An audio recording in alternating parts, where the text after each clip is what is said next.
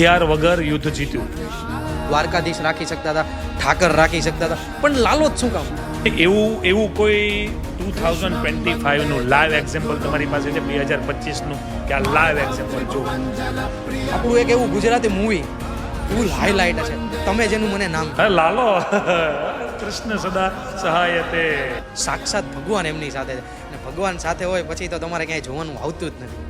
પણ શું લાગે કે તમને જ્યારે લાલો મૂવી રિલીઝ થતું હતું, લાલો નામ રાખવું, કૃષ્ણ ભગવાનને છે ને તમે જુઓ ને, માનવા બહુ અઘરા છે. તમને લક્ઝરી આપે, પૈસા આપે, ફાઇનાન્સ આપે, અને નહીં કે ખાલી 2-5 કરોડો રૂપિયા આપે. એના વિશે તમે સ્ટડી કર્યું છે? ઓહો, લાલો મૂવી વિશે કોઈ વિચાર્યું પણ નહોતું કે આ લેવલ ઉપર વર્ક કરશે.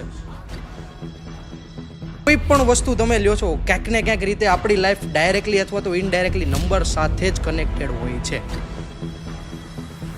ભગવાને આપણને ધરતી પર મોકલેલા છે ને એક કાર સાથે મોકલેલા છે, એવું એઝ્યુમ કરો તમે.